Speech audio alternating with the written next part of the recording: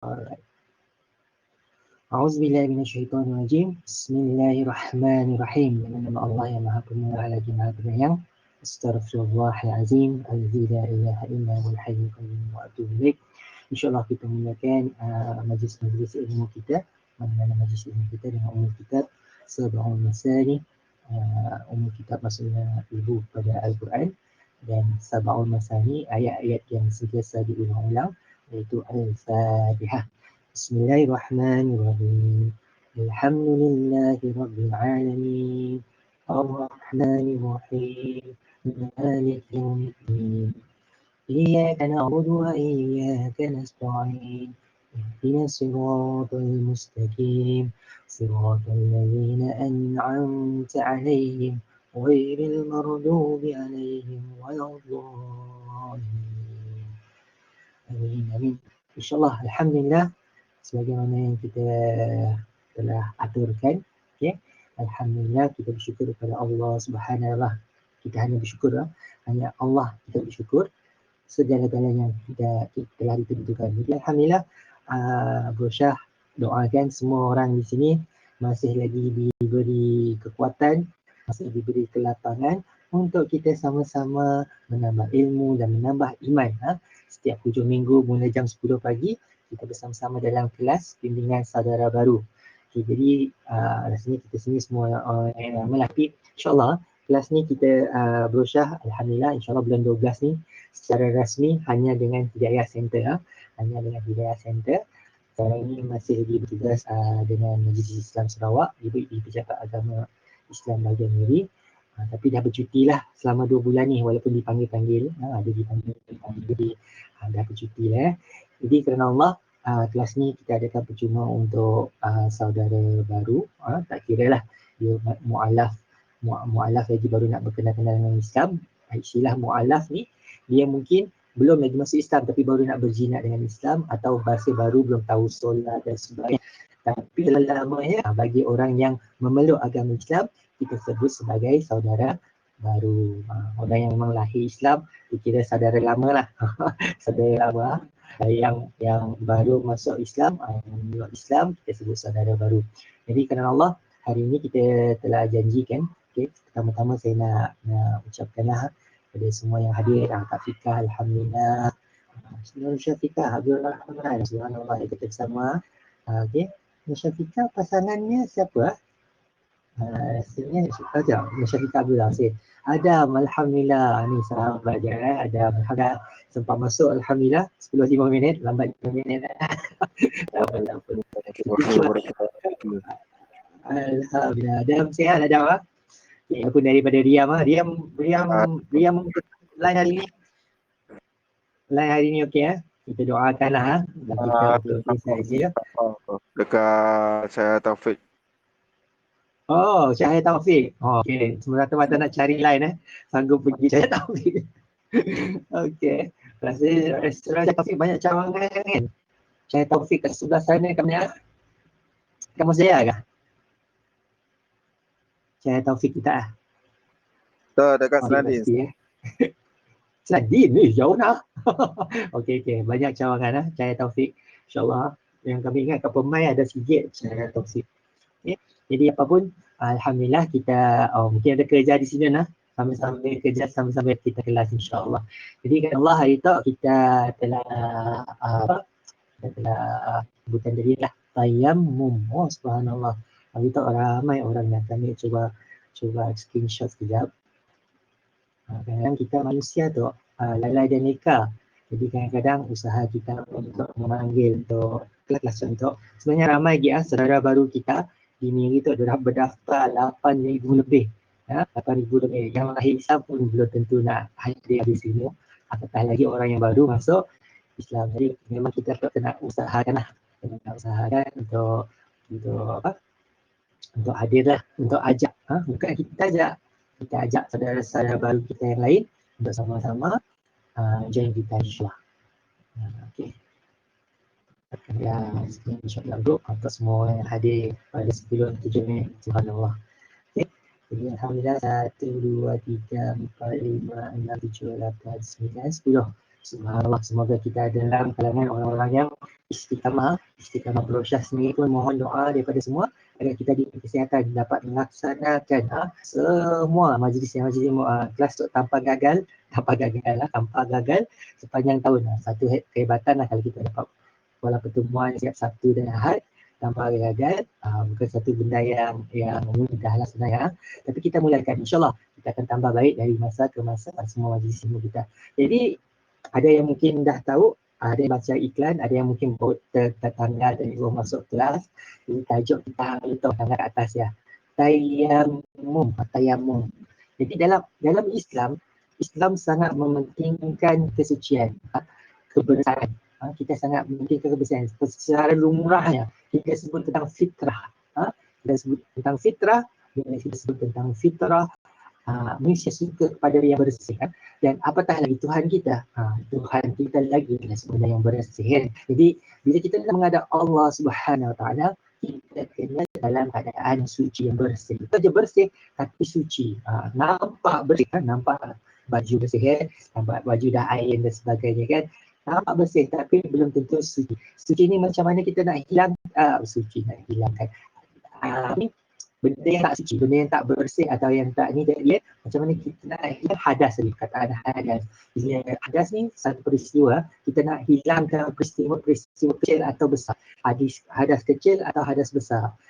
Yang kecil tadi kita buang air lah, buang air kecil atau buang air besar. Kita kira hadas kecil. Bila hadas besar, ada peristiwa besar, contohnya suami isteri bersama, buang air mani kan. Kematian, kalau kematian pun satu juga kena angkat sebelum kita kuburkan kan. Jadi ni kita nak hilangkan peristiwa ni macam mana? Jadi ada dua cara. Allah sebutkan dalam suratul Maidah ayat 6. Kita tengok sama-sama. Jadi sebelum kita masuk kepada tajuk kita bincang-bincang sikit. Kita ingat sikit ya, betapa pentingnya kita jadi menjaga kebersihan. Jadi Islam sebagai cara hidup, Islam sebagai adil. Kalau Islam dianjurkan sebelum solat kita kena ambil wuduk dahulu. Tapi ada keadaan yang mana kita tak dapat ambil wuduk sebab air tu tak ada. Di sinilah istilah tayammum masuk. Hebatnya Allah Subhanahu Wa Taala. Allah tahu Allah akan uji kita dalam masa-masa tertentu. Walaupun negara kita macam 2 hari kebelakang ni hujan sepanjang hari banyak airnya, tapi ada keadaan tertentu kita tak ada air. Tak ada air yang bersih.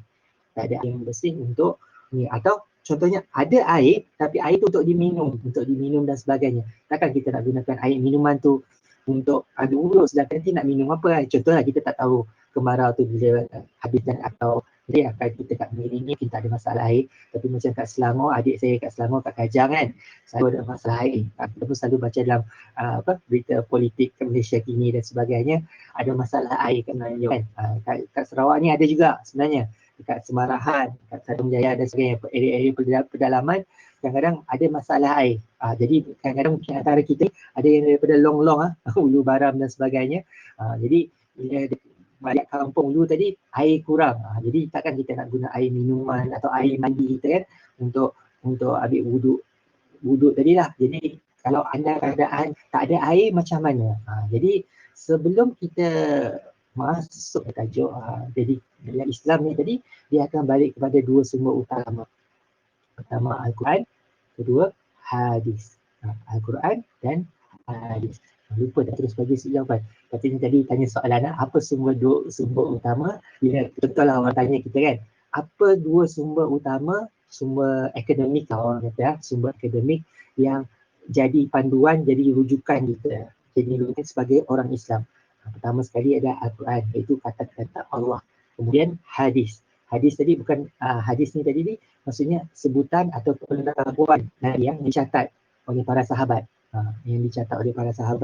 Ada perawi hadis, dicatat oleh perawi hadis, dicatatkan Nabi buat ni, Nabi buat ni, Nabi tak suka ni, Nabi suka ni. Jadi itu disebutkan hadis. Jadi ini dari contoh yang ditunjukkan. Sebab tu kadang-kadang dalam Al-Quran diperintahkan untuk semayang, tu Al-Quran diperintahkan untuk semayang, tapi cara semayang macam mana?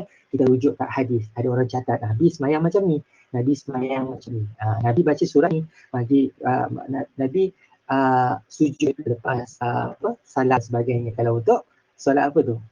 Solat yang kita belajar minggu lepas. Solat taubat. Lepas solat taubat ada sujud semula untuk kita doa taubat yang kita nak bacakan. Jadi itu yang sumber rujukan kita. Jadi untuk tayamum dia sama dalil. Bila disebut dalil, maksudnya dalil ni dalam bahasa Arab. Kalau dalam bahasa Melayu kira sumber lah. Apakah sumber atau asas atau rujukan yang wajibkan kita untuk ambil wuduk dan tayamum tadi. Jadi kita kembali kepada Al-Quran. Kita pertama sekali kita tengok Al-Quran. Kedua kita tengok hadis. Jadi insyaAllah berusahakan slide. Okay. Kita share. Seminggu sekali pun tak ingat juga. Kita share juga. Berusaha hari tu guna bahasa Malaysia umum lah, sebab perasan sebelum ni guna bahasa Melayu Sarawak, tapi mungkin ada kalangan kita yang biasa guna bahasa Melayu lah, bahasa Sarawak belum pas ya. Jadi jangan kita ikan yang ramai. Nanti insyaAllah ni just pengumuman awal untuk semua hadir. Okay. Hujung bulan ni Alhamdulillah pertama kali Hidayah Center Cawangan Miri kita akan anjurkan iChat. Kalau siapa yang ada ikut minggu lepas hari Sabtu. Minggu lepas hari Sabtu, waktu tu brochure kat Mega Hotel. Okay. Kita ada iChat Aluran Hidayah Center dulu. Tapi untuk seluruh Sarawak lah.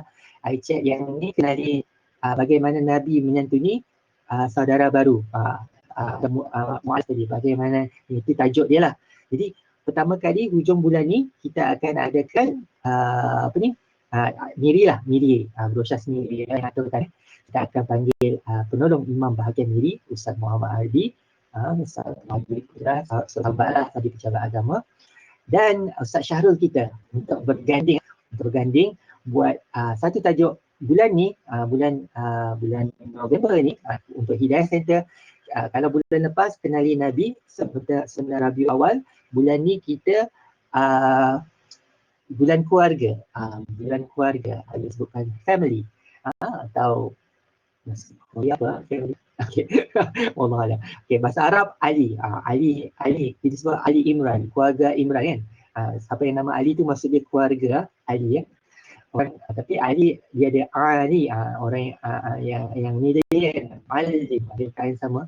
Ali ni maksudnya keluarga. Jadi bila tema kita keluarga, hujung bulan ni kita akan adakan iChat. iChat ni guna Facebook Live lah. Di Facebook Live Hidayah Center Sarawak kita akan adakan dalam bahasa Iban. Sebelum kali ya, dalam bahasa Iban mungkin dua bahasa lah, ada bahasa Sarawak juga, bahasa Melayu dan tiga bahasa bahasa Melayu dan Iban. Jadi tapi mainly bahasa Iban lah. Kita nak bincang tentang keluarga sakinah atau keluarga yang tenteram, yang aman, yang tenang. Jadi mungkin antara kita ni ada masalah keluarga dan sebagainya. Macam mana kita nak mengatasi, apa sebab dan punca. Ni kat sini kita nak bincang-bincang lah dalam iChat kita hujung ni insyaAllah. Jadi nantikan, tarikh belum ada, baru dibincang dalam minggu ni lah. Baru dibincang dalam minggu ni. InsyaAllah kita ajarkan sebelum hujung bulan. Jadi kembali kepada slide. Jangan mana slide ya.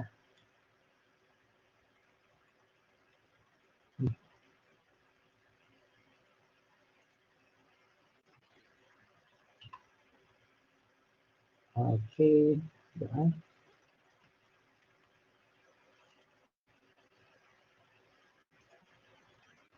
Mana slide ni?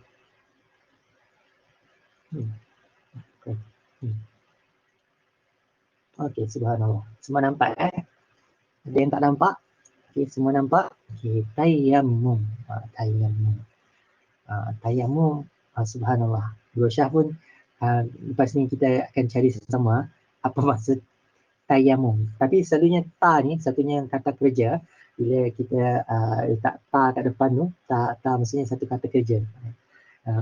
Contohnya yaj'al, diciptakan kan. Bila disebut taj'al maksudnya mencipta. Jadi perbuatan. Jadi yaj'al contohnya cipta, kata dasarnya cipta. Taj'al jadi mencipta. Jadi tayammum, ayat yammum tadi ni mungkin kena carilah apa maksud dia. Tapi Brosyah tahu, yang Brosyah tahu tayammum ni, okey kita tengok definisi dulu. Subhanallah, kenapa slide ni tak dapat?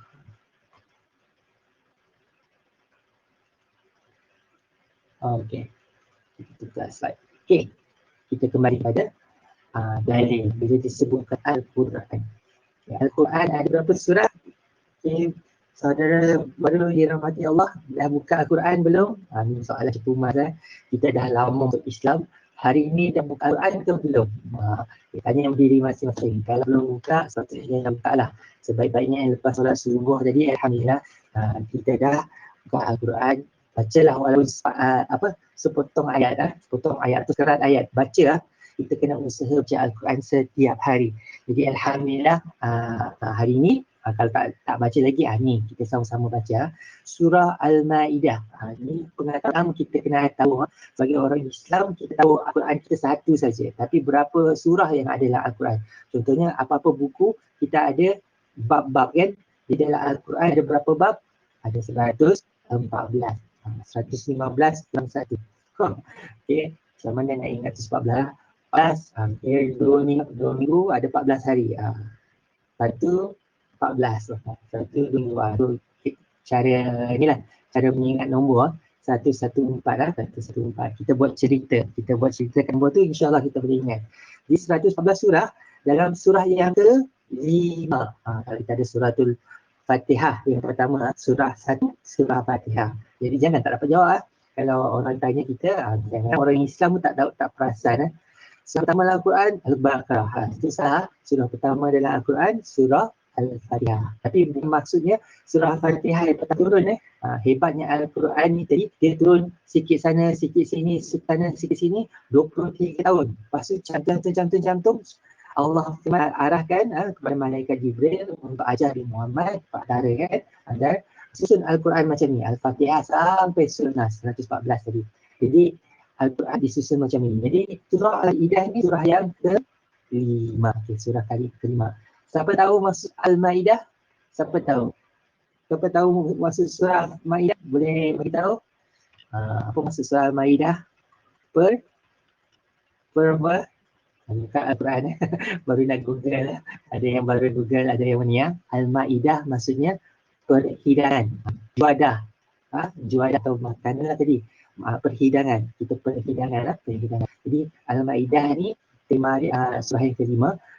Dia banyak dalam Al-Quran ni, walaupun dia letak Al-Baqarah, dia letak Ali Imran, surah yang ketiga Ali Imran, surah keempat An-Nisa, surah ke-5 Al-Ma'idah. Jadi ada tema-tema dia, tapi dalam setiap Al-Quran, dalam setiap bab tu tadi, dia ada cerita sana sikit, sini sikit lah.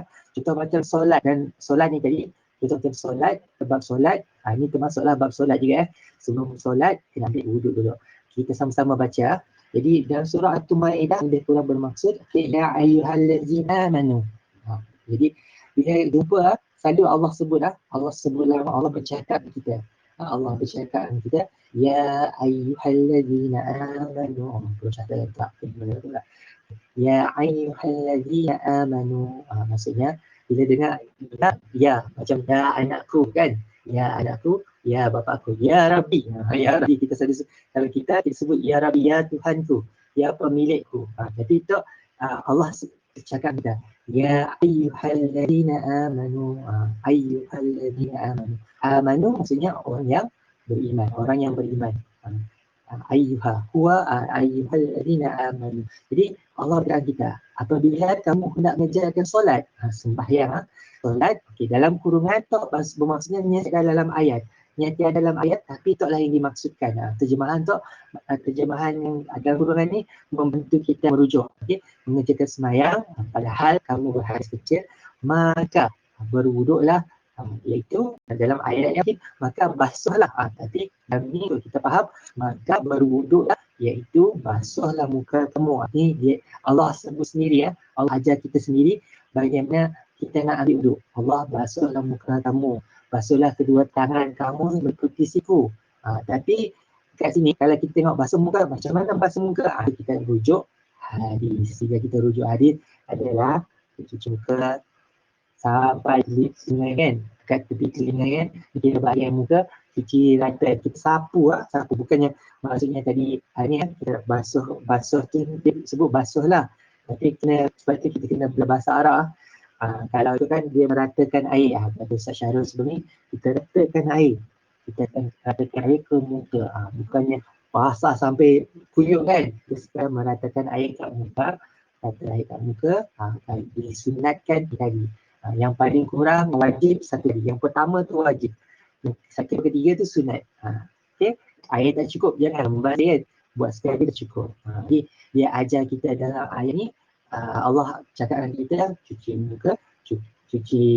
muka kedua belah tangan sampai siku, kemudian sapulah bahagian kepala kamu, dan basuhlah kedua belah kaki kamu meliputi bungkul lari. Disebutkan bungkul lari tadi jadi jangan tapak kaki sekadar selalunya kita tengoklah dekat masjid atau anak-anak kita lah selalu kadang-kadang silap dia ingatkan tekan air just buka pil air kaki je, tak nak gosok atau tekan air kaki kita tadi, kena tekan, terutama belakang kaki tu, yang bahagian kedut-kedut. Kalau kita dah berumur sekian, belakang tu berkedut-kedut, banyak kulit lebih kan, kita dapat tegangkan dan kita ratakan air. Kalau ada air tak kena, wuduk kita tak sempurna, maka tak sah lah sembahyang kita. Sebab Allah sebut dalam hadis yang disebutkan Nabi, jika apa kunci syurga kan, apakah kunci nak masuk pintu syurga adalah pintu syurga, mesti ada kuncinya ada apa? Solat. Dan apakah kunci solat? Kita nak solat, apa kunci dia adalah wuduk. Ambil wuduk ni tadi Jadi kalau dalam bahagian pertama ni diceritakan tentang wuduk. Okey. Tapi disebutkan, tapi lepas tu Tuhan Allah Tuhan kita, dia bagi kemudahan. Dan jika kamu junub maka bersuci dengan mandi wajib. Ni lah dari ayat yang sama, serta mandi kalau kita ada peristiwa besar, sama ada datang bulan atau yang saya sebut tadi yang sebelum ni mandi wajib dan sebagainya. Dan jika kamu sakit, ni bila kita sakit atau dalam musafir, pelayan ni mesti musafir, atau salah seorang dari kamu datang dari tempat buang air atau salah seorang dari kamu datang dari tempat buang air, atau kamu sentuh perempuan sedang kamu tidak mendapat air, maka hendaklah kamu tayamum. Tayamum dengan tanah debu yang bersih.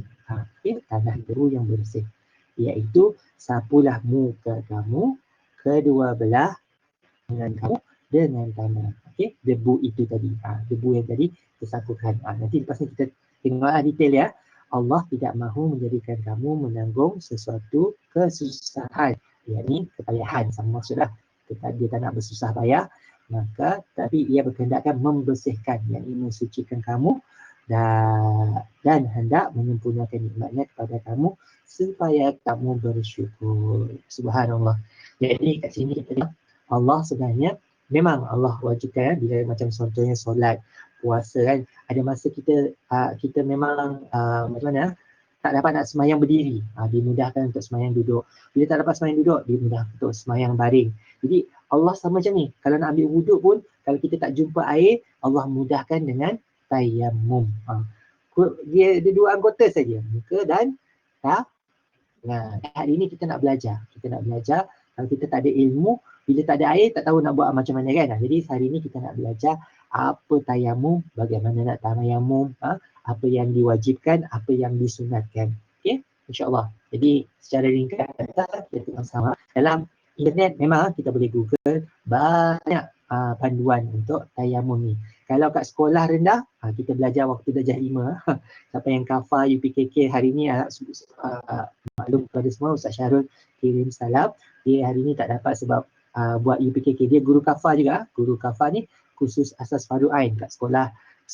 Okey, bagi-bagi mualaf kita yang ada anak kecil-kecil, yang anak yang dah sama-sama ikut mak bapak masuk Islam dan sebagainya, jangan tak daftar anak kita untuk ikut kafar, khusus kelas asas fardu ain.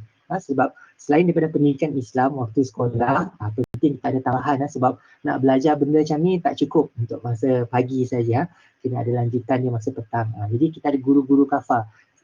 Ustaz Syarul kita salah seorangnya, dan dia ada penilaian juga sama ada kita betul-betul faham yang disebutkan kalau kita sekolah rendah kita sebut UPSR, ujian penilaian sekolah rendah kan, tapi itu pun wallahualam dah dimasukkan ke tak. Lepas tu tapi untuk kafar kita ada UPKK, ujian penilaian. Guru Syah pun tak apa lagi apa istilah UPKK, tapi dia kata UPKK, kita cek sama-sama apa dia punya ni dia punya singkatan mungkin ada kat sini ada yang tahu, kalau ada yang tahu boleh type dalam ruangan chat UPKK. Jadi hari ini ada perjumpaan dengan mak bapak, jadi Ustaz Syarul kirim salam, nanti mungkin esok hari ke kita kelas kita esok kita dapat bersama Ustaz Syarul. Baik, kalau tak dapat insyaAllah Guru Syah akan teruskan kelas insyaAllah. Jadi kita sama-sama tengok kat sini Allah sebenarnya nak mudahkan kita beribadah, mudahkan kita. Tapi itu tadi tak ada alasan lah, maksudnya tak ada alasan untuk kita tak sembahyang. Tak ada alasan untuk kita tak sembahyang, kena sembahyang. Jadi sama-sama kita tengok apa yang dimaksudkan dengan tayamum. Tayamum merujuk kepada perbuatan menyapu tanah, tanah atau debu tadi, dan kedua tangan, menyapu tanah dan kedua tangan hingga ke siku dengan beberapa syarat tertentu.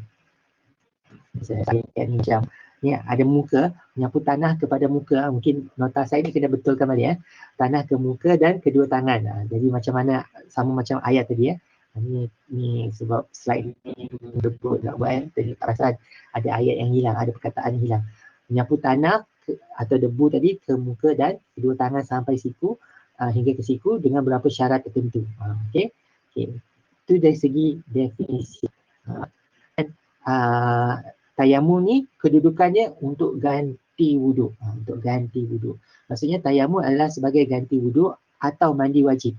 Contoh kita nak mandi pun tak dapat sebab air memang tak kan. Wuduk ni lah pakai ganti. Tayamum ni tadi lah pakai ganti khususnya bagi mereka yang tidak boleh menggunakan air kerana ada dua sebab. Sebab satu sakit. Uzur tadi sakit. Kena air je, contohnya orang kebakaran orang yang kena kulit terbakar dan sebagainya kan. Kalau kena air kulit jadi memang akan makin rosak lah kulit tu kan. Kulit jadi lembut dan rosak, tak dapat nak baik.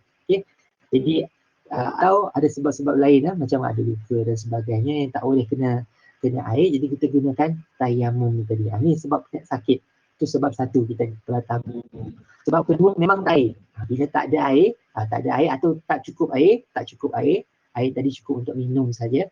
Kita lebih penting kan nyawa kita. Jadi takkan kita nak bazirkan air dengan tayamum ni kan. Jadi kita kena utamakan nyawa juga. Tetapi maksudnya solat tadi masih diteruskan dengan tayamum tadi. Jadi dia ada dua benda ni, ada dua sebab ni kita boleh ambil tayamum. Tapi ada syarat-syarat sah dia. Syarat-syarat sah untuk tayamum. Ni disebutkan kat bawah. Kat bawah tu ada 4 syarat. Syarat pertama, dah masuk waktu sembahyang. Contohnya dah masuk waktu sembahyang sekarang ni, kita tengah musafir sebagainya kan, lepas ni nak bergerak lagi, air waktu kita air tak jumpa air, atau tempat yang kita nak jumpa air tu memang jauh dan sebagainya, kat tempat kita dalam lepas ni nak bergerak memang tak dapat nak cari air atau memang tak ada transport dan sebagainya, maka kita diperbolehkan untuk tayamum. Tapi kalau tiba-tiba ada hamba Allah datang dekat tempat kita yang tak ada air tadi kan, bawa sebotol air, ni boleh pakai air. Jangan juga orang dah bagi air untuk ambil wuduk macam biasa, sebotol air cukup. Botol air tu sebenarnya dah cukup untuk ambil wuduk. Jadi boleh kalau ambil sekali memang betul lah, ambil sekali cukup, dan anggota yang wajib saja. Jadi yang ni kalau dah ada orang bagi air, dah tak boleh tayamum.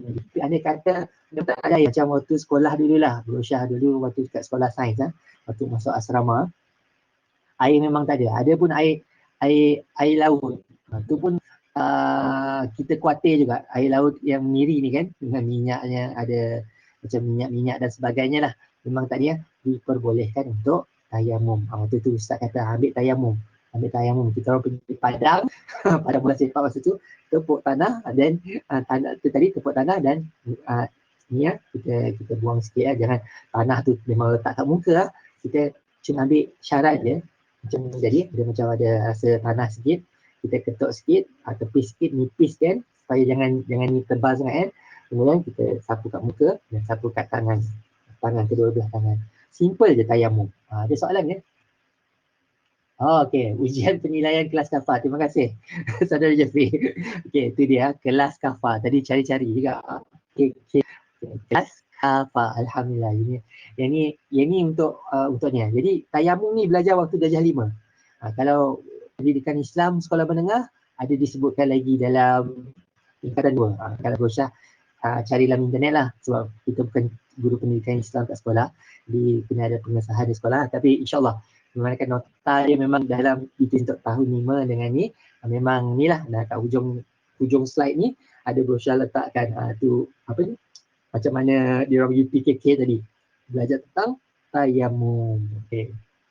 Oh subhanallah, agama cucu, subhanallah. memang datuk sebenar lah, memang datuk sebenar, ada cucu sudah, saudara Jeffrey kita. Okey, datuk cucu beliau anak murid Ustaz Syarul. Okey, Ustaz Syarul mengajar di sekolah agama Islam. Subhanallah, hebat anaknya. Walaupun datuknya maaf, datuknya saudara baru, tapi anaknya, cucunya, subhanallah. Jadi orang yang soleh masuk dalam sekolah agama, subhanallah. Jadi dalam darjah 5 kita belajar tentang wuduk ni tadi. Jadi balik kepada syarat-syarat apa yang membolehkan tayamum tadi ya. Pertama sekali dah masuk waktu. Dah masuk waktu, memang tak ada air. Memang tak ada air. Okey, memang tak ada air, boleh ambil wuduk. Kedua, tak ada air walaupun dah usaha untuk mencari. Kita dah kena ada usaha. Kalau tak ada usaha, sedangkan kita ada kereta kan, ada motosikal, boleh je pergi stesen minyak ke, atau di rumah yang terdekat yang ada air, contoh jiran tadi tak ada air juga kan, kita pergi jauh sikit yang ada air, macam Berosyah sendiri kan, Berosyah duduk kat Vista Perdana tapi ada rumah dekat Piasau. Kat sini tak ada air, contoh Vista Perdana tak ada air, kita masih boleh pergi ke Piasau, mungkin ada air kan, masih boleh memandu sampai 5 minit pun dah sampai daripada sini ke ni, kalau tak jam lah. Kalau jam dah cerita nak keluar simpang sini pergi ke flyover yang belum siap pun dah 2 minit kalau jam kat depan Vista Perdana ni. Jadi kalau dah berusaha mencari tak dapat juga air, maka kita tadi boleh boleh ambil tayamum lah, ambil tayamum tadi ya. Kemudian kena guna tanah yang suci dan berdebu atau dan berdebu lah. Dia macam bukan tanah yang pack tanah yang pack, kalau kita pegang pun memang tak ada rasa apa-apa kan. Tanah tu macam kering-kering, ada debu, kita boleh gunakan. Kita boleh gunakan tanah tu. Kalau pasir pun boleh gunakan lah. Pasir pun macam pasir ya, tanah pasir tu sejenis tanah boleh gunakan. Tapi pasir tu kena make sure lah, kena tai kucing, tai anjing dan sebagainya kan. Jadi yang tu kena pastikan bersih ya. Okey, ada soalan? Ya, nak tanya soalan ya. Kalau cari air ada air parit. Air parit. Kalau air parit tu tadi yakin bersih. Kalau tak yakin bersih, memang tak boleh lah. Sebab air kita bila bab wuduk kan, kita kena ambil guna air, satu jenis air je kita boleh gunakan. Air mutlak, air mesti yang bersih kan. Bersih. Air yang mengalir yang bersih kan. Yes. Kalau air parit tu tadi bau lagi kan, bau. Lepas tu nampak pun color pun tak sama ni kan. Tu memang macam mana kita nak yakin bersih kan. Jadi air parit, kalau air parit tu tadi memang bersih, nampak bersih lah. Kalau betul itu sentiasa mengalir kan. Kalau was-was jangan guna. Tapi jarang lah kalau kita sebut parit ni, semua benda masuk parit kan. Jadi jangan kita guna air parit lah. Banyak lagi air lain Even kadang-kadang semalam Berosyah dia tengok apa ni, Ustaz Kazim Ilyas punya ceramah lah online YouTube, disebutkan air yang ditakung daripada atap kan, air di atap bumbung kita masuk dalam takungan ni, jadi boleh tak pakai untuk wuduk dan sebagainya. Jadi kalau ikutkan, kalau nampak bersih air tu kan, air tu nampak bersih dan sebagainya. Tapi apa yang selalu terbang-terbang? Kalau kita kat Malaysia ni, kita kat Sarawak ni, kat Miri ni, apa yang selalu terbang-terbang? Burung kan. Burung boleh berak atas bumbung dan sebagainya. Bila mana air tu tadi campur dengan najis burung tadi, jadi tak bolehlah kita guna air yang bertakung. Kalau nak takung air hujan, dia kata ada khasiat lah. Air hujan ni sebenarnya tu cerita pasal Ustaz Kazim tadi, boleh cari ya. Ceritakan kalau malam Jumaat, kalau malam Jumaat dan sebagainya. Ni brosyah apa yang Ustaz Kazim brosyah ulang, dia kata kaifiat atau fadilat atau manfaat air hujan tadi. Kita sebenarnya kita sakit kena hujan ni sebab badan kita yang sakit. Badan kita yang sakit. Sebenarnya hujan ni baik untuk kita. Baik ni untuk kita. Jadi macam waktu zaman budak-budak dulu kita main bola kan, main bola, main bola. Sekarang ada hujan tak ada masalah pun, tak pun main dalam hujan. Tapi dia dah berumur ni, badan dah start ada banyak toksik dan sebagainya, kena hujan sikit terus sakit. Jadi bukan salah hujan, hujan kita sakit, tapi sebab kita tadi memang tak dapat tahan sejuk sebab badan kita dah sakit. Badan kita sakit lah. Jadi antara indikator atau ni kan untuk tengok badan kita sakit, cuba mandi hujan. Kita mandi hujan, kita tak sakit, mesti badan kita sihat lah tu. Tapi kalau kita berhujan terus demam, memang something wrong lah dengan badan kita. Tapi Ustaz Kazim ceritakan macam mana nak hilangkan migrain. Brosyah dulu waktu belajar-belajar, mana memang selalu kena migrain lah. Dia ceritakan air hujan yang kita takung tadi, takung ni masukkan daripada bumbung tadi ya. Yang mana dia ada ni, hujan tu masuk direct ke dalam bekas yang kita takung tadi, bukannya daripada bumbung dan sebagainya. Contohnya memang ada pancuran air khas kan, yang jadi kan, kalau pancur rumah tu mungkin daripada bumbung jugalah air dia kan. Tapi kira takungan air lah, air hujan tu campur dengan ais. Takungan air. Kita mandi dengan air biasa dulu. Mandi macam biasa. Mandi macam biasa. Lepas habis mandi, bukannya guna air takungan tu untuk mandi lagi ya. Untuk bilas kaki saja. Kaki kita tadi gunakan air hujan ni dengan ais yang dicampur dengan ais tadi, cube ais. Kita curah kat kaki kita. Air kaki kita. Dia macam terapi lah. Terapi untuk hilangkan migrain dan stres tadi ya. InsyaAllah. Itu kata Ustaz Kazim. Jadi balik kepada cerita tak ada air tadi ya. Bila cerita tak ada air. Kita kat Malaysia memang banyak air lah. Cuma kadang-kadang air tu bersih tak bersih lagi ya. Air tu bersih tak bersih. Contoh tak ada air yang bersih, maka diperbolehkan kita untuk tayamum. Jadi bila sebut tanah suci dan berdebu, okey, sebenarnya kita kat sini kalau kita tak yakin kan tanah kita tu tadi kan kita banyak anjing dan kucing kat luar ni kan. Brosyah pun kadang-kadang sedih juga lah tengok kadang-kadang orang pelihara anjing dan kucing ni dia tak jaga betul-betul, dia lepas saja lepas tu kena langgar kereta. Hari-hari lah tengok ada kucing atau anjing yang kena langgar kan kat highway dan sebagainya. Harap-harap kita bukan antara yang tak bertanggungjawab lah. Dah tahu nak pelihara kucing kat rumah dan sebagainya, jagalah, jangan dilepas macam tu saja. Sebab takkan kita nak salahkan kucing tu berkeliaran pergi jalan raya kan. Jadi kita sebagai tuannya kena jaga. Kalau perlu dipagar rumah tu supaya dia tak panjat keluar, kita pagarkan dan sebagainya. Atau simpanan sangka dan sebagainya. Tapi kena ada masa, jangan juga simpan sangka 24 jam kan, dia kena berlari juga kan. Jadi bab-bab macam ni lah siapa yang nak pelihara, tu sebab tu kadang-kadang brosyah pun tak ada jaga ni sebab kita pun sangat ada kat rumah, jadi takkan kita susahkan orang lain jaga kan. Tapi orang yang baik dengan binatang sebenarnya adalah antara orang-orang yang beriman juga lah. Sebab dia berkorban juga nak beli makanan dan sebagainya, kalau sakit nak bawa ke doktor juga kan. Jadi benda-benda macam ni sebenarnya benda yang baik, cuma jadilah yang bertanggungjawab. Jadi bila sebutkan tentang tanah tadi, tanah yang bersih, jangan ada najis dan sebagainya, kita yakin tanah tu bersih, kita gunakan untuk tayamum. Kalau tak yakin, kita kena belilah, ada simpan lah. Ada kat pasaran, Brosyah tengok Shopee ada yang online tadi, yang ni tadi kat ujung, tengok dah RM2 kat atas lah. Di bisnes kan lah. Benda yang diyakini dah diproses dan sebagainya, di packing terus, dan ni mudah digunakan untuk pakai untuk tayamum tadi. Pentinglah kita macam kalau kita selalu bergerak dan sebagainya, selalu sakit, atau jenis yang sakit memang tak kena air tadi kan, kena bekal lah benda-benda macam ni. Kena bekal macam ni sebab kena bila orang masuk waktu baru dari tanah yang bersih memang susah kan. Jadi kalau kita dah bekalkan tadi, kita tak bekal, kita ada debu tayamum tadi, maka diperlukan untuk tayamum. Kemudian ni tadi syarat, antara syarat kita untuk tayamum tadi mesti bebas daripada najis. Najis tadi mesti dihilangkan dululah. Apa-apa yang dekat badan kita, badan kita ni, badan atau Contoh kita buang air kecil. Kat sini ada sebut istilah beristinja. Beristinja.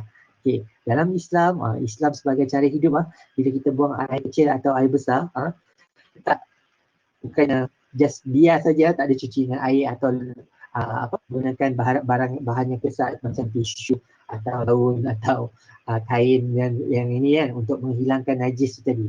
Maksud beristinja ni perbuatan menghilangkan najis daripada bahagian kemaluan kita tadi ya. Itu perbuatan istinja.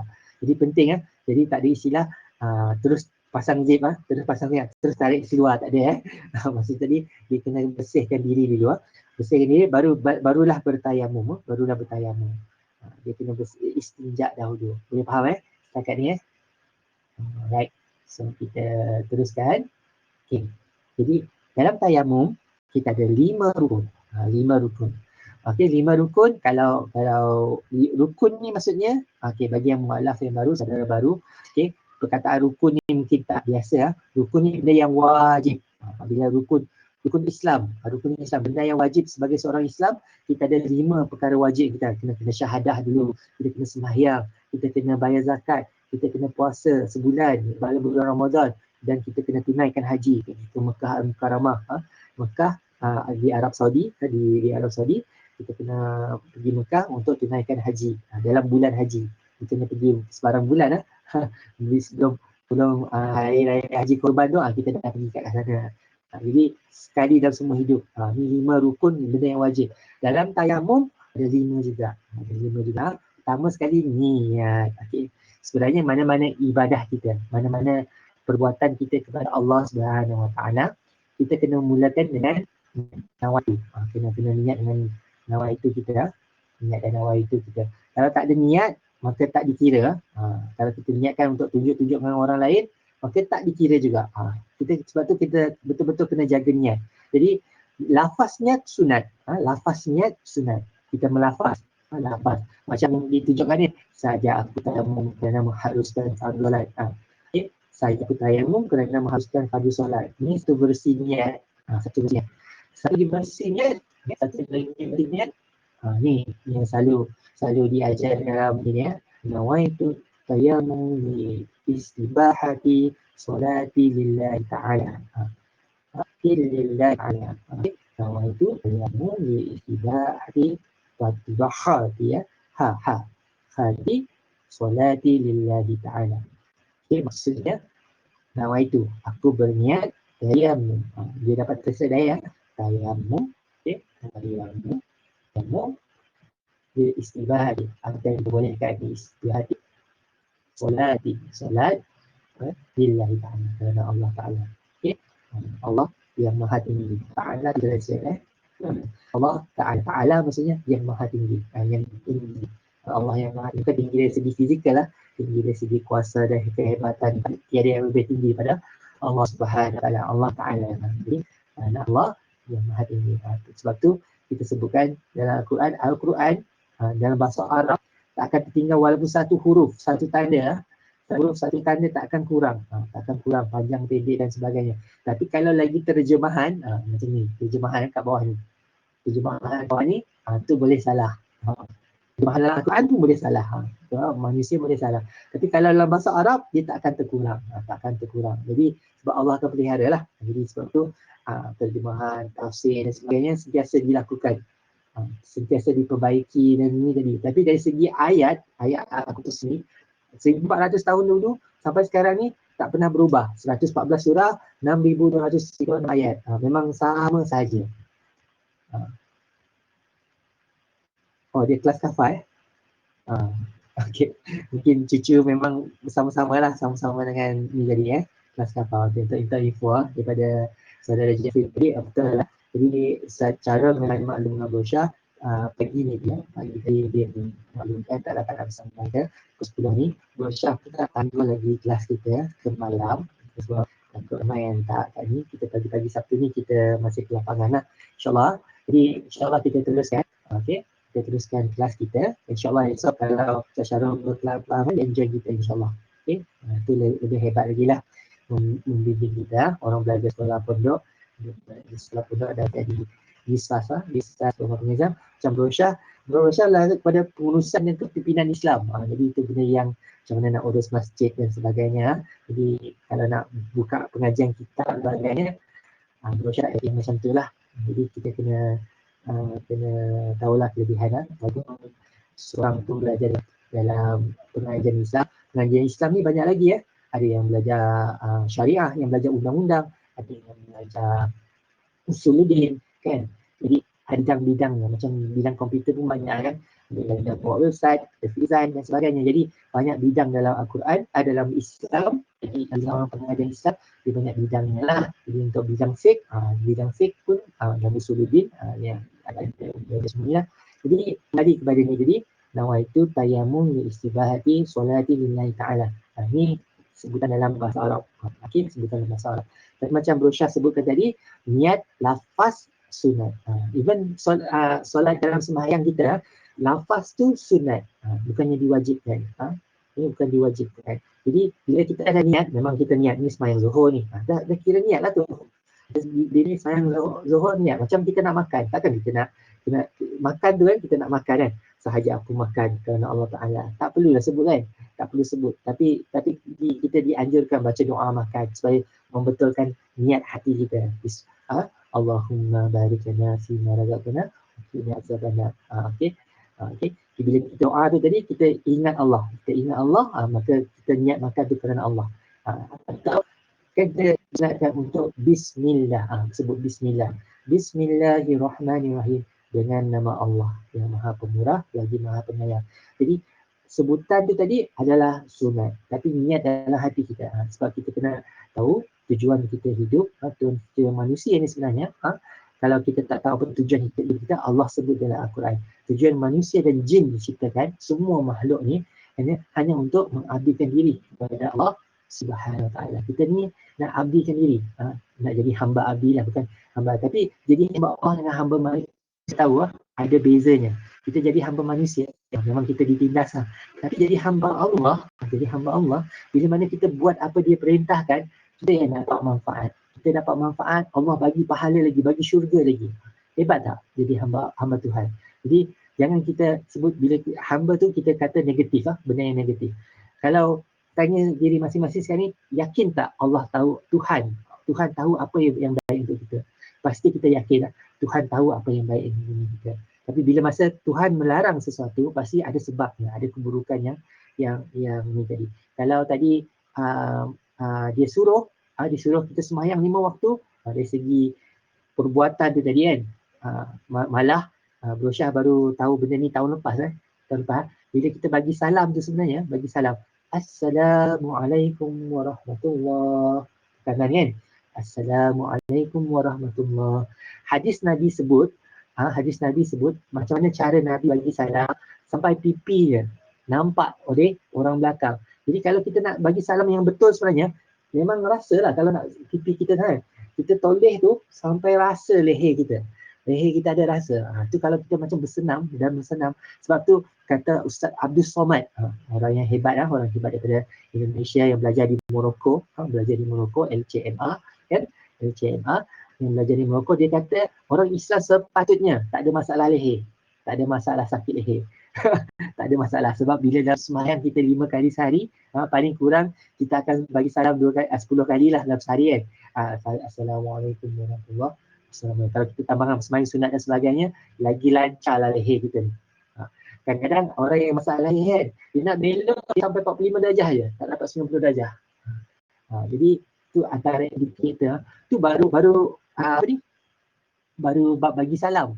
Jadi fadilat solat tu sendiri, perbuatan solat tu, siapa yang dapat manfaat? Kita juga yang dapat manfaat. Walaupun tadi hakikatnya kita tadi hanya jalankan apa yang diperintahkan oleh Allah Subhanahu Wa Taala. Tu baru kira salam. Kalau kita rukuk, kalau dalam rukuk tu sebenarnya membetulkan tulang belakang kita.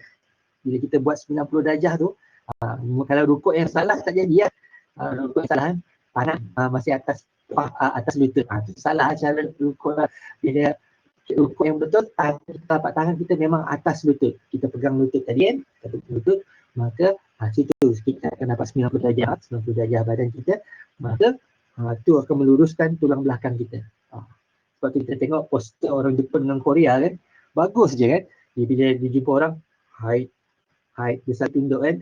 Tapi tunduk ni maksudnya tanda hormat. Tapi kita hormat dengan Allah Subhanahu Wa Taala, kita tunduk 90 darjah. Jadi ni baru nak cerita pasal ni fadilat. Jadi kembali kepada tadi penting niat lah. Sebab tu kalau kita belajar hadis 40, ada hadis 40, hadis 40, hadis arba'in, hadis pertama, segala amal ditentukan oleh niat ni tadi. Kalau dia niat kerana perempuan yang nikahinya, hijrah tu tadi, kerana perempuan yang nikahi, maka dia hanya dapat perempuan. Tapi kalau dia niatkan kerana Allah Ta'ala, dia bukan dapat perempuan saja, dapat pahala daripada Allah Subhanahu Wa Ta'ala. Ni jadilah. Jadi pentingnya niat. Kalau kita just sekadar buat sebab ikut orang lain, jadi pahala dia tak dikira. Sebab sekadar ikut orang lain. Hadir pagi ni sebab berusaha hadir duduk, hanya dapat pahala sebab tak nak malu saja. Tapi kalau kita perbetulkan niat kita, betul-betul kerana Allah Ta'ala. Kita semayang kerana Allah Ta'ala. Bukan benda yang rutin, benda yang rutin kita biasa buat kan. Pagi, tengah hari, petang, turun matahari dan sebelum tidur tu jadi kita semayang. Kita hanya buat rutin saja, maka tak dapat apa-apa lah. Allah kata ni hanya nak menunjuk-nunjuk saja kan. Nak menunjuk-nunjuk saja. Jadi kita kena belajar ikhlaskan diri. Bila memanglah pertama sekali kita paksa diri kita kan. Sebab tu kita rajin ke masjid, kita rajin ke masjid dan surau. Berusaha share tentang kelebihan pergi masjid dan surau. Okay. Dia akan memulihkan kita, akan ajar kita untuk ikhlaskan diri. Ikhlaskan diri dengan Allah. Mula-mula memang macam ada rasa tu kan, aku nak tunjukkan ni lah, nak bersaing dengan orang yang rajin datang awal masjid sebagainya kan. Tapi itu pada permulaannya. Tapi pada hujungnya jadi bila kita latih, aku buat ni kerana Allah. Orang lain tak datang pun aku datang masjid juga dan sebagainya kan. Sama dengan majlis ilmu macam ni. Kita kena perbetulkan niat kita. Perbetulkan niat kita kerana apa kita buat satu amal. Kita minit lagi sebelum ke 11. InsyaAllah kita akhir sebelum 11.30. Paling lama kita kelas 1 jam setengah insyaAllah. Okay. Jadi rukun yang kedua, cerita pasal ni balik debu. Okey, debu. Dia sebut tentang debu, debu tadi. Okey. Kita kena cari debu tadi. Kita kena tekan tapak tangan kita. Guna tangan kita, tekan tapak tangan kita ke debu tadi untuk ambil wuduk. Cuma berusaha kat sini macam mana kalau tak ada tangan. Kalau tak ada tangan terpaksa minta tolong orang lain lah. Kita kena, sebab tu pentingnya nilai seorang sahabat lah. Bila mana kita ada kekurangan, sahabat kita atau keluarga kita tadi yang jadi yang dapat membantu kita, nilai seorang sahabat.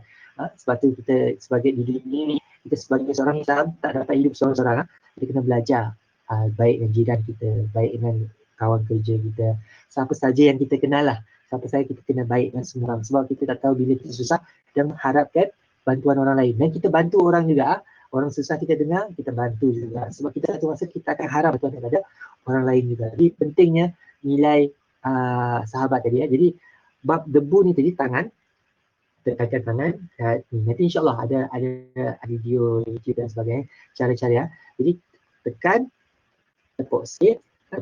Lepas tu baru kita pergi rukun ketiga. Kita sapukan ke muka. Kita sapukan ke muka. Kita sapu muka tadi. Kita sapu muka. Ni rukun mesti dibuat. Jangan niat debu tadi tak ambil terus sapu muka. Tak jadilah, tak ada debu yang nak tayamum. Jadi kena tepuk debu dan kaki tadi. Kemudian tangan. Dan bukannya sekaligus dia masih yang keempat ni tadi. Yang keempat bukannya yang muka tadi terus sapu tangan. Tak. Kita tepuk sekali tepuk sekali lagi kat debu. Kita tak ulang lah. Debu tadi mesti ada syarat, dia mesti ada. Debu yang bersih dan ni kita tepuk sekali lagi. Tangan sampai situ. Jadi istilahnya atas ke bawah dulu. Kalau ikut syaratnya asal sapu rata lah. Tapi kalau ikut cara Nabi, dia akan sapu bawah, belakang tangan. Belakang tangan. Dia akan sapu belakang tangan dan atas. Tapi kalau dapat dia sentiasa ke bawah ni lah. Jangan debu yang atas tadi sama konsep macam air Macam kita ambil wuduk biasa air. Kita nak sapu bawah dulu kan? Kita nak sapu atas dulu. Kalau kita sapu bawah dulu, bila sapu atas, air yang atas akan jatuh ke bawah. Ni kan boleh kita buat atas dulu, tapi make sure bila dah ni jangan dia air dia mengalir ke tangan sebelah atas lagi kan. Jadi kena pusingkan tangan. Belajar pusingkan. Yang ni apa hikmah dan science, betapa detailnya Islam tu detail, apa yang Nabi buat tu detail, memang betul-betul nak menjaga kebersihan atau kesucian ni. Boleh tapi tak jatuh wajib yang benda ni tak jatuh wajib. Ada soalan ke? Siapa yang nak tanya? Ada macam bunyi kat mikrofon. Kalau tayamum sekali tayamum cukup. sekali sapu cukup. Sekali saja. Sekali saja sapu. Okey, sekali. Sekali sapu. Sapu sekali. Sebab tayamum ni dia macam syarat saja. Tapi kita kena yakin ada khasiat dalam tanah tu tadi. Ada khasiat tanah tu tadi. Kenapa kita kena samak atau sertu bila kita sentuh anjing Bila sentuh anjing atau babi, sentuh anjing atau macam anjing, sebab dia ada penyakit anjing gila dan sebagainya. Bila makan anjing, sebab tu orang kata kalau anjing tadi atau ni tadi kan, anjing tadi basah dia punya kulit, memang kena samak. Kalau kering tak ada apa-apa. Kalau istilahnya tadi, tapi kalau kita Syafi'i memang kalau pegang saja kena samak, sebab kita tak nampak kan dengan mata kita virus rabies tu dan sebagainya kan. Jadi sama juga untuk babi, sama juga kena samak sertu. Bila samak sertu ni tadi, samak atau sertu, nanti kita belajarlah tentang samak sertu. Samak sertu ni tadi dia macam istilah cuci juga, tapi dia cuci dengan air tanah. Dia cuci dengan air tanah. Maksudnya ada khasiat dalam air tanah tu tadi, dia dapat meneutralkan.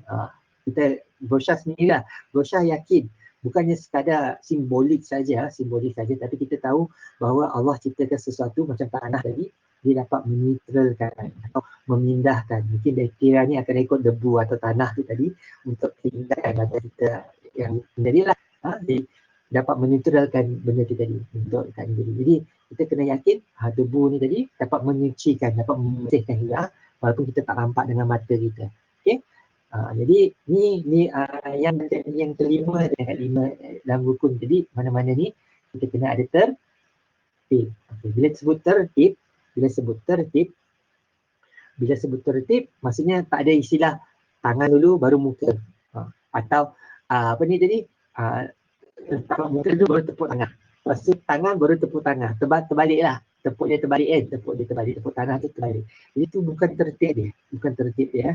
Kita nak ikut tertib. Kita niat ambil tayamum kerana Allah Ta'ala, tepuk muka, tepuk tangan lagi sekali, tangan.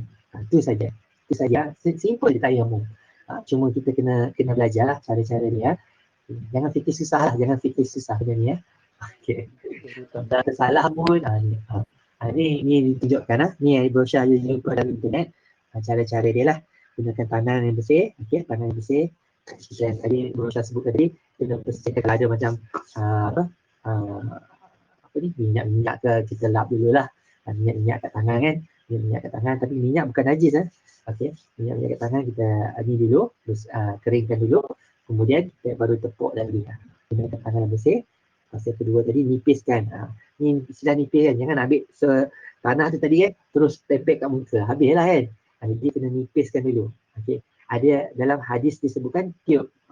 Disebutkan tiup. Jadi nanti ada satu lagi brosur nak tunjuk, dia ada sebut tiup kan. Tapi kita kat Malaysia ni kebanyakannya tak tiup lah. Dia akan main tepuk. Untuk nipiskan. Tepuk tangan ni kan. Dia kita tepuk, tangan kita masih menghadap bawah. Kita tepuk sikit, jatuh sikit. Masih lepas ni kan. Tapi ada yang melekat masih. Dan kita sapu kat muka. Jatuhkan kat muka. Jangan buka mata tanah tu apa tu. Tutup mata. Sapu Okey. Lepas tu ulangi benda yang sama. Tu tepuk lagi kat tanah. Ketuk lagi sekali atau tiup. Okey, nak tambah ketuk dan tiup. Tu boleh lagi ketuk dan tiup. Dan baru sapu tangan. Okey. Nanti kita tengok video insya-Allah. Okey. Dan okey. Itu sajalah. Jadi untuk bahagian ni tadi. Ni ada juga boleh cari kat internet. Dia ada masa-masanya bila. Nanti slide tu Rosyah dah share. Kita takkan ulas lebih panjang. Ni, tapi hadis Nabi ni selain pada Al-Quran tadi, surah Al-Maidah ayat 6, ada hadis Nabi SAW dari sahabat Huzaifah Ibn Yaman radhiyallahu anhu. Okay. meriwayatkan bahawa jadikan bumi seluruhnya bagiku dan umatku sebagai tempat untuk sujud dan selain digunakan untuk bersuci. Selain daripada apa fungsi tanah ni tadi, tanah tempat kita sujud, tanah tu boleh juga digunakan untuk kita mensucikan diri. Ni hadis Nabi ya. Kita gunakan debu. Jadi janganlah guna benda lain benda lain untuk ni kan. Kita boleh gunakan tanah tadi untuk bersuci insya-Allah. Ni cara-cara dia.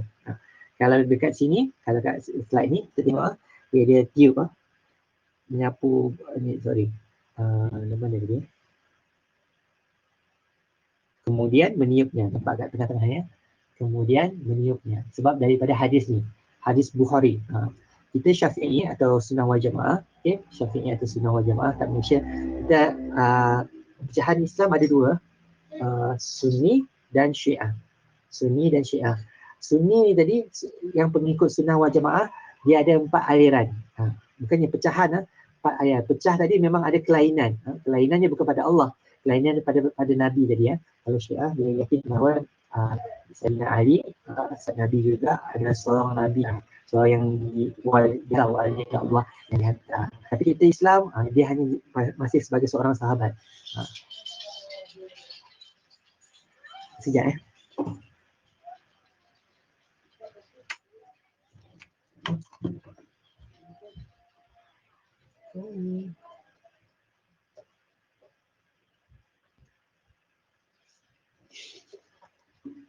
Subhanallah.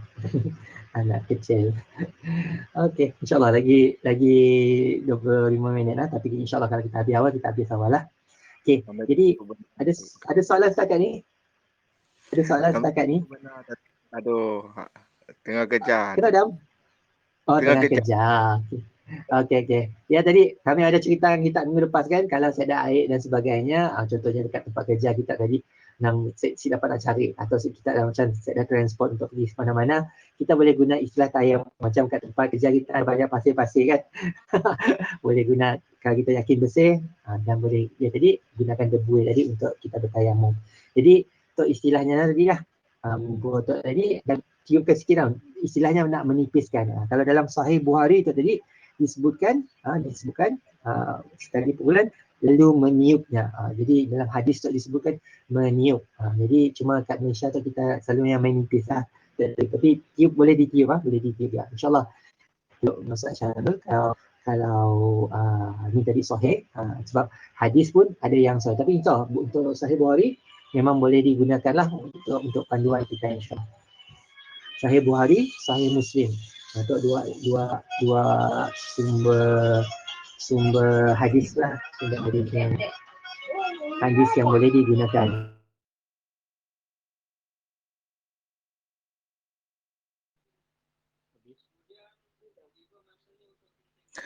Sabar.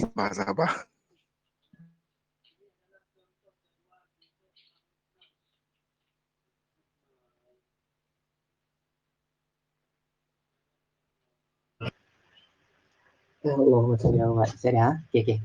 Alright. Sorry ya. Okey. Tadi kena main dengan anak lepas ni ya. Tapi dia merajuk. Jadi kerana Allah ni kalau perbezaan lah, kalau ni pun dalam bahasa Indonesia, jadi yang kita boleh jumpa dalam online tak bermaksud semuanya salah. Okay, tapi kalau ada panduan macam ni, cuma kita kat Malaysia, kalau kita belajar dekat UPKK tadi ya, TAFA, tak ada sebut pasal tiup tak ada sebut pasal tiup. Kalau Bro Syah tengok tadi yang dalam yang modul yang ada pun dia tak ada sebut pasal tiup.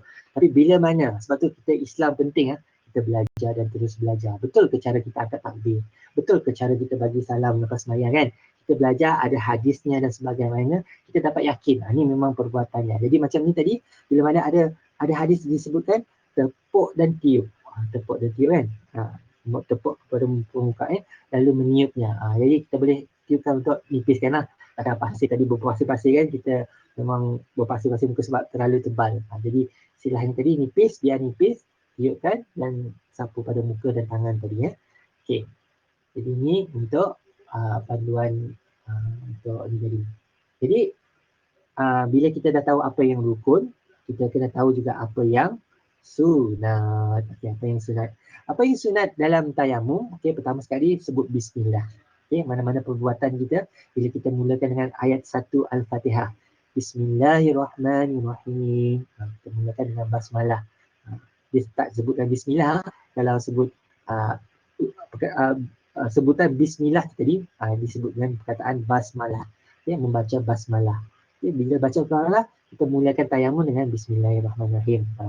Okay, lepas itu kita baca niat saja aku tayamum untuk membolehkan lagi untuk sembahyang kerana Allah Ta'ala. Okay, sebutan tadi sunat juga. Kalau niat dalam hati tadi wajib niat dalam hati wajib. Kemudian yang seterusnya hadap kiblat. Kiblat ni bukan wajib Kalau contohnya kita tahu kat surau kat masjid kat surau kat masjid tak ada air dan sebagainya, tapi kita tahu arah kiblat. Arah kiblat tadi arah kiblat kita tahu, atau kat rumah kita tahu arah kiblat di mana. Kita disunatkan untuk menghadap kiblat. Sebelum tepuk tu tadi kita hadap kiblat, kita sapu kat muka. Kita menghadap kiblat. Kita menghadap kiblat. Jadi kiblat ni sendiri kalau dari segi sains, Bro Syah pun suka cari kenapa kita kena menghadap kiblat sebagainya. Kiblat ni sebenarnya dia ada kaitan dengan polariti bumi. Kita ada kutub utara, kutub selatan kan. Kita ada kutub utara selatan. Kiblat tu sendiri sebenarnya pusat kepada pola kutub utara selatan sebenarnya berada di bumi Mekah tu sendiri. Bumi Mekah tu. Sebab tu bila kita berada dekat depan Kaabah, kita akan rasa tenang. Rasa tenang, tak terfikir ke masuk waktu Bro Syah pergi ke umrah melawat tu bersama keluarga. Okey, silakan siapa yang terpaksa sebab ada urusan dan sebagainya, silakan. Minta maaf sebab kita lanjut kelas ni tapi macam kita katakan tadi memang kelas kita sampai 11.30 paling lewat kalau dapat habis awal kita habis awal.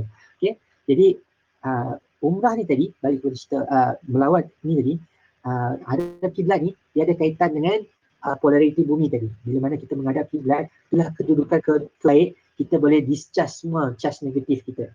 Yang kita ada charge positif negatif kan. Positif negatif. Bila terlalu banyak charge negatif dalam badan kita pegang pun rasa macam elektrik kan. Kita sujud tu sebenarnya perbuatan kita membumikan. Kita membumikan semua charge-charge negatif yang ada kat badan kita. Sebab tu pentingnya semayang pada waktunya. Sebab semayang pada waktunya pun ada khasiat, ada fadilat dia. Itulah masa yang paling baik untuk kita sujud sebenarnya, untuk kita discharge tadi. Orang yang jaga semayangnya insya-Allah sihat pada waktunya. Jadi menghadap kiblat tadi dia akan membantu untuk tambah baik discharge kita tadi arah kiblat. Jadi penting benda-benda macam ni lah untuk kita hadap kiblat. Kemudian dahulukan yang kanan. Dalam Islam kita selalu dahulukan yang kanan. Kita dahulukan yang kanan untuk dahulukan yang kanan. Kanan lah tadi. Maksudnya jadi kalau nak kiri kanan pun tak ada masalah sebenarnya. Kalau contohnya tersasul kita buat kiri dulu, lepas tu buat kanan. Tak bermaksud kita dah langgar tertib sebab muka dan tangan. Jadi muka tangan. Maksudnya kalau kita kiri sekali pun cuma makruh lah. Allah tak suka. Kita dislikekan. Yang ikut sunnah tadi dahulukan yang kanan. Dahulukan kanan untuk ni tadi. Wudu pun sama juga. Kalau kita tadi dah tersasul sebelah kiri dulu baru kanan belum kan? Takkan nak ulang balik kan? Ulang lagi sebelah kiri dah jadi membazir. Sebab kita dah cuci dah sebelah kiri. Jadi membazir. Jangan kita membazir. Membazir pun satu perkara yang makruh. Sepatutnya yang makruh. Jadi kalau kita disunatkan, dahulukan yang kanan. Tapi kalau kita dah dibiasakan daripada awal kita belajar kan, memang kita biasa kanan kiri. Kanan baru kiri. Cuci kan?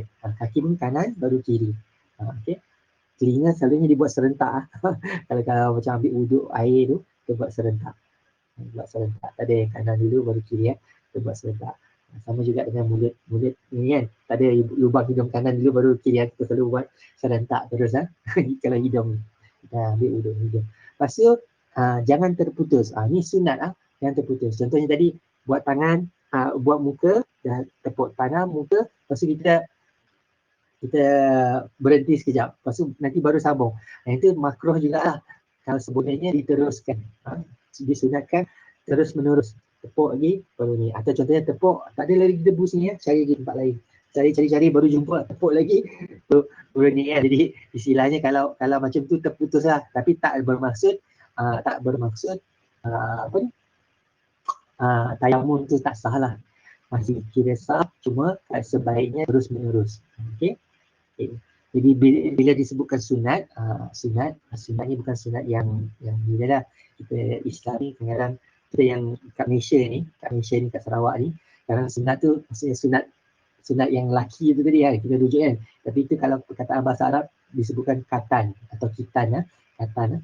Bila berkatan tu disebut sunat. Tapi sunat yang kat sini merujuk kepada benda yang tak wajib, benda yang tak dibuat. Kalau kita tak wajib, tapi kalau dibuat dapat pahala. Okey. Jadi ni benda yang sunat dalam tayamum. Okey. Kalau tak yakin tanah itu bersih, ada soalan, bolehkah talcum powder digunakan untuk tayamum? Okey. Talcum powder, talcum nampak macam debu kan, nampak macam ni, tapi dia bukan asal daripada tanah. Kalau tak berasal dari tanah, macam mana kita kata kita menggunakan tanah untuk apa ni? Untuk tayamum tadi. Nampak sama, nampak macam debu kan, nampak macam dia tepung kan, pasti dia wangi kan. Jadi jangan kita guna nafsu kita kata ni sama je rupa sama kan. Jadi kalau pada pandangan brosya, kalau talcum powder tu tadi berunsur tanah, ada unsur tanah, maka diperbolehkan. Kalau tak ada, tak boleh guna talcum powder. Okey. Jadi kita guna akal fikiran. Okey, sama-sama. Okey, sebenarnya okey, untuk macam Tuan Jeffrey kita terbayang kan rupa sama. Sebenarnya brosya sendiri pun pernah fikir benda yang sama. Waktu kita sekolah dulu kan, sekolah menengah sekolah. Tak boleh kan? Kita pun tanya soalan yang sama juga kat ustaz dengan ustazah. Jadi subhanallah, Saudara Jeffrey dengan brosya sama pemikiran. Dulu pun pernah terfikir powder carry kan, dulu zaman brosya kecil-kecil powder carry lah yang warna pink tu kan. Powder carry dia boleh tak pakai? Tak boleh pakai. Kita kena guna tanah.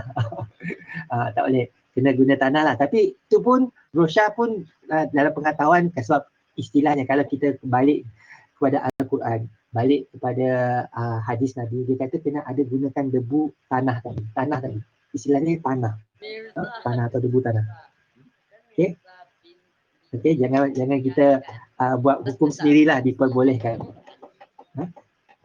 Okey. Right. Okey, jadi sunat tayamum selesai. Ada soalan lagi? Kalau tak ada soalan, kita teruskan slide. Okey. Macam mana batal tayamum? Ini brosya tak padam Okey. Apa perkara yang membatalkan wuduk? Okey, bila batal wuduk ni, contohnya tadi kita terkentut kan, kita terkena najis kan. Apa lagi kat bawah ni keluar sesuatu daripada jual kubur-dubur tadi kat bawah ni ni benda-benda yang batal wuduk Kita hilang ingatan, pengsan, tertidur dan sebagainya kan. Kita tertidur, batal lah tayamum kita. Kita bersentuh antara lelaki perempuan. Lelaki perempuan terbatal juga. Okey. Kalau kita Syafi'i kat sini, kita terbatal. Kalau yang bukan mahram. Bukan mahram ni maksudnya bukan adik-beradik, bukannya saudara lah. Saudara, kalau macam adik-beradik, saudara, pakcik, nenek kita kan, atau datuk kita tak boleh kahwin dengan dia orang kan. Orang yang haram kita kahwin. Kalau kita tersentuh dia orang, tak batal air semayang kita. Tayamum kita pun tak batal. Tayamum kita. Tapi kalau tersentuh orang lain kan, orang yang kita jiran kita, kawan sahabat kita kan, yang lain jantina maka terbatal. Isteri kita yang kita kahwin tadi kan, yang diperbolehkan pun batal juga. Batal isteri kita. Tapi ada juga yang pendapat yang mengatakan tak batal kalau tak ada syahwat.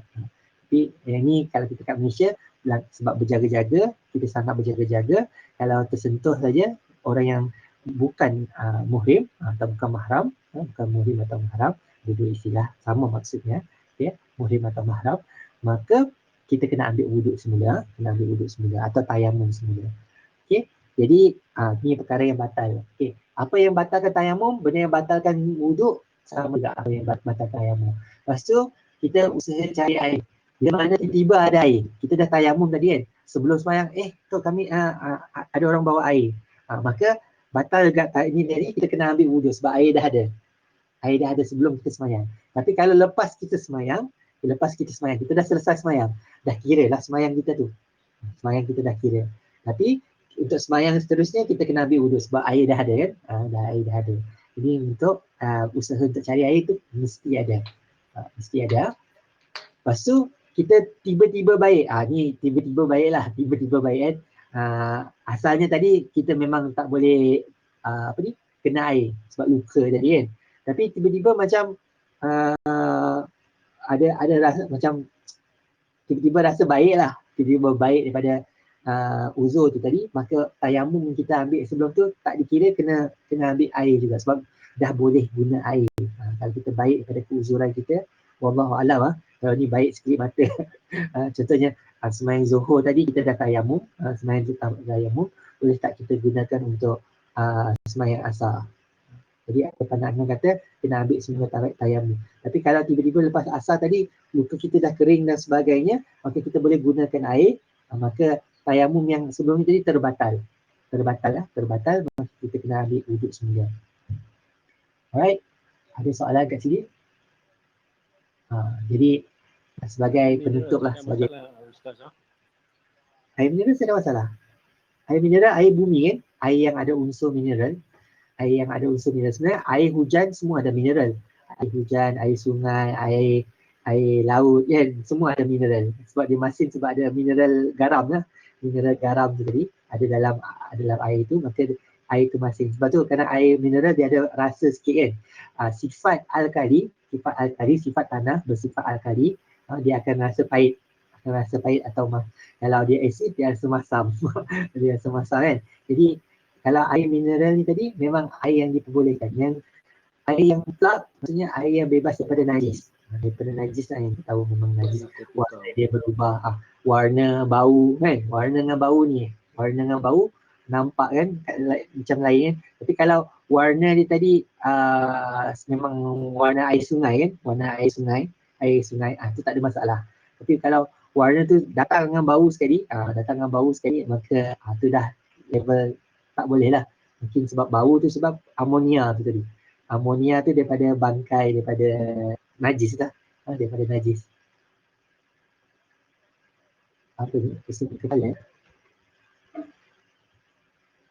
soalan saudara Jeffrey kita bacakan. Perlukah atau wajib kita pusing kepala ke kanan kiri waktu bagi salam? Lafaz dia wajib. Dia punya pergerakan tu sunat. Okey, sama macam takbir Angkat tangan ni sebenarnya sunat. Lafaz tu wajib. Lafaz Allah macam takbir kan. Salam, bagi salam tu bagi sebutan salam tu Assalamualaikum warahmatullahi. Sebutan tu wajib.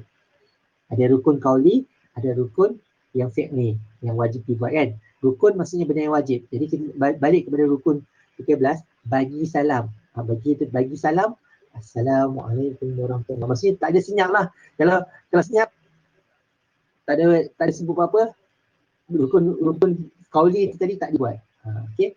Jadi sebenarnya yang dilafazkan.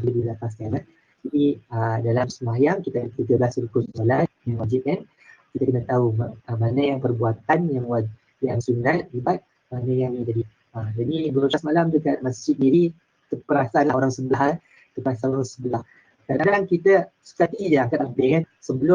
Sebelum rukuk atau selepas rukuk memang kita disunatkan. Allah angkat takbir. Angkat takbir ni tadi, angkat tangan takbir tu sunat. Tapi lepas kita habis sujud kedua, kita angkat berdiri. Kebanyakan orang, even orang yang lahir Islam dia tak belajar benda ni. Kita tak disunatkan pun untuk angkat setiap kali. Contohnya rakaat pertama kan, kita angkat. Kita tak perlu angkat tangan untuk takbir. Tak ada disunatkan. Yang disunatkan hanya dalam rakaat kedua. Lepas kita tahiyat awal. Kita akan angkat takbir. Allahu Akbar. Sebelum kita letak tangan kita dekat pusat kita. Tangan kita kat pusat kita balik. Kita akan angkat takbir. Itu saja waktu. Bukannya setiap rakaat. Rakaat kedua, rakaat pertama dan ketiga tak disunatkan untuk kita angkat takbir. Jadi kadang orang yang tak belajar, maka dia akan angkatlah. Dia ingatkan lepas sujud tadi, bila berdiri saja dia akan angkat takbir. Hanya selepas tahiyat awal lah, lepas tahiyat awal kita angkat takbir lagi untuk letak kat tangan. Letak kat pusat tadi. Okey, jadi ni kena belajar. Sama juga macam bagi salam tadi kan. Assalamualaikum warahmatullahi wabarakatuh. Kalau lah orang dah sakit leher kan, macam mana nak ni kan. Tapi orang sakit leher tu kira rusah lah. Tapi kalau boleh diusahakan, ni sunat hay'ah. Sunat yang sangat dituntut. Contohnya baca kunut, benda yang sunat tapi sangat dituntut. Jadi kita bagi salam tu sebenarnya sangat dituntut jugalah. Assalamualaikum warahmatullahi wabarakatuh. Assalamualaikum. Sama juga angkat takbir tadi. Angkat takbir awal tadi, angkat tangan tu sangat dituntut. Kita angkat takbir, kita serah diri pada Allah. Ini simbolik kan, orang serah diri angkat tangan kan. Kita serah diri. Dan bukannya macam ni, dan bukannya terbaik kan. Kita akan lurus saja kan, lurus. Allahu Akbar. Okay, jadi ada 8 minit lagi. Ini just sebagai slide terakhir. Slide terakhir, just nak tunjuk kalau kita Google, ada juga yang bawah RM10 RM9, tapi kalau kos penghantaran dan sebagainya memang lebih RM10 juga ni. Okay. Kalau dalam pasaran mungkin ada yang berbelas lah, RM10 dan berbelas, wallahualam. Jadi ni kita boleh cari kalau nak simpan dalam beg ke dalam kereta ke, kita pernah travelling dan sebagainya, tak ada jumpa ni kat depan Pemborneo tadi kan, tak ada jumpa ni, kita nak semayang kat tepi jalan ya, ni kita boleh guna ni tadi, nak semayang di awal waktu kan. Okay, di awal waktu kita boleh ni tadi, kita boleh guna kompas kan untuk tengok cari kiblat dan sebagainya. Atau kalau orang Islam, sebab tu Islam sangat menitik beratkan kita belajar tentang ilmu falak, ilmu bintang dan matahari ni tadi ya, ilmu falak. Bila kita belajar bintang dan matahari, kita nak tengok kedudukan bintang, kita tengok kedudukan matahari. Kalau bintang malam, sebenarnya ada bintang Bosya tak salah, dengan tengok bintang orang lain tu, dia akan selari dengan kiblat. Kiblat kita ke arah Mekah. Hebat lah, Allah sediakan bintang yang jauh 200,000 kilometer, wallahualam lah. Yang sangat jauh daripada bumi. Jadi petunjuk kepada kita kat mana arah kiblat kita. Bukti Allah ada. Takkan benda tu kebetulan kan? Benda yang telah ditakdirkan. Bintang-bintang boleh menunjukkan. Atau kita belajar tentang pergerakan matahari. Kalau matahari dalam tahun ni kan, kita tahu kalau contohnya barat dan utara. Matahari sentiasa terbenam pada sebelah barat, terbit pada sebelah timur. Jadi kalau kita tahu barat dan timur, kita kat Malaysia ni, kita tahu Mekah, kedudukan Malaysia dengan Mekah atau Arab Saudi dekat kita punya barat laut. Timur laut, barat laut kan. Kita sebelah barat laut. Jadi kalau kita tahu barat tadi, matahari turun, maka utara tadi 90 darjah kan, 90 darjah. Maka antara barat dan ni tadi adalah arah kiblat kita. Itu secara kasar lah. Kalau kita tak ada kompas tak ada kompas, tapi kita ada usaha cari kiblat, kita boleh gunakan cara macam tu. Ni penting kita belajar Islam ajar kita, walaupun kita Islam orang biasa je, tapi boleh tahu pasal bintang-bintang, pasal benda-benda macam ni. Penting bab belajar macam ni kan. Jadi kalau sekarang ni dengan teknologi kan, kita buka je apps kan, Kiblat Finder atau buka website Kiblat Finder, dia dapat tunjuk terus. Dia ada konsep augmented reality, augmented AR, bukan virtual reality, VR. Dia guna augmented reality. Dalam kamera tu ada tiba-tiba ada anak panah kan, anak panah kat mana arah kiblat. Mana arah kiblat. Jadi kita boleh gunakan teknologi untuk cari kiblat. Okey. Jadi subhanallah, demi peredaran masa kita boleh guna teknologi atau kita just tengok bintang dan matahari saja untuk cari kiblat. Jadi kena Allah, ni ada brosur sediakan link, okay? Link untuk ni lah tentang tayamum. Cuma perbezaan dalam ni, ada yang kat dalam ni dia ada ajar tentang ni tadi. Okay, jadi kita sama-sama, brosur tak tahu cuba kita test adakah audio dia akan masuk sekali. Kita sama-sama tengok cara tayamum sebagai penutup dalam masa 5 minit yang ada ni. Okay, ini dia.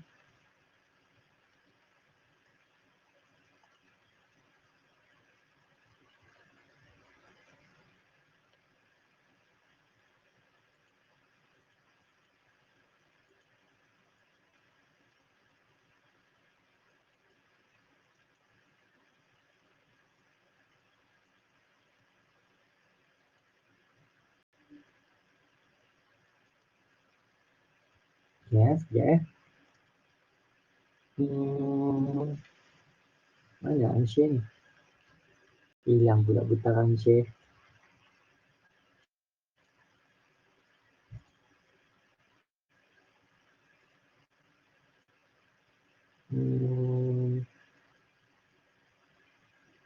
Ni simulasi saya ni. Okay. Masih tak butaran audio tadi. Social system audio. Okay, sama-sama kita tengok.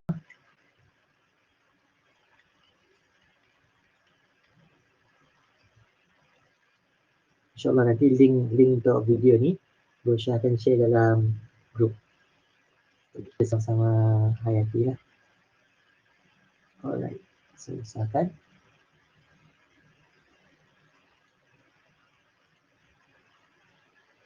Okay, nampak? Dah niat, kita susuli dengan tepuk kat tepi.